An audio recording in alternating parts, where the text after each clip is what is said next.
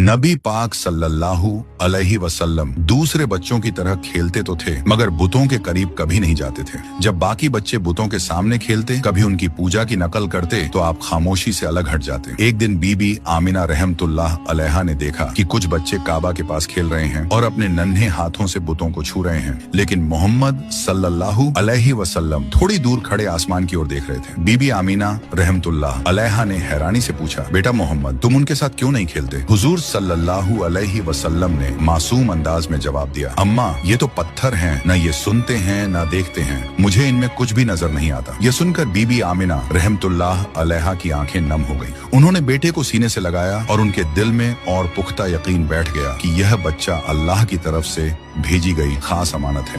जब नबी पाक सल्लल्लाहु अलैहि वसल्लम 6 साल के हुए तो बीबी आमिना रहमतुल्लाह अलैहा ने फैसला किया कि वह बेटे को लेकर मदीना जाए। वहाँ उनके रिश्तेदार रहते थे और वह चाहती थीं कि हजरत मोहम्मद सल्लल्लाहु अलैहि वसल्लम अपने वालिद की कब्र की ज़ियारत भी कर लें, जो मदीना में ही थी। सफर आसान नहीं था, रेगिस्तान की तपती हवा, ऊंटों की सवारी और लंबी दूरी, मगर मोहम्मद सल्लल्लाहु अलैहि वसल्लम की आंखों में अजीब सा सब्र और हौसला झलक रहा था। वे मदीना में तकरीबन 1 महीने ठहरे। रिश्तेदारों से मुलाकात हुई। जब कब्र अब्दुल्लाह पर पहुंचे तो बीबी आमिना रहमतुल्लाह अलैहा ने कहा, बेटा, यही तुम्हारे वालिद की कब्र है, वह तुमसे बहुत मोहब्बत करते हैं। हुजूर सल्लल्लाहु अलैहि वसल्लम खामोशी से कब्र के पास खड़े रहे। मासूम आंखों से आंसू बहते रहे मगर जुबान से कोई लफ्ज न निकला। मदीना से वापसी पर काफिला अब्वा नाम की जगह पहुंचा। वहीं अचानक बीबी आमिना रहमतुल्लाह अलैहा बीमार पड़ गईं। बीमारी इतनी बढ़ गई कि चलना फिरना भी मुश्किल हो गया। उन्होंने अपने बेटे को सीने से लगाकर कांपती आवाज में कहा, बेटा मोहम्मद, शायद अब मैं तुम्हारे साथ न रह सकूं, मगर याद रखना, तुम कभी अकेले नहीं होगे। अल्लाह तुम्हारे साथ है। तुम्हें वो जिम्मेदारी मिलेगी जो दुनिया में किसी और को नहीं मिली।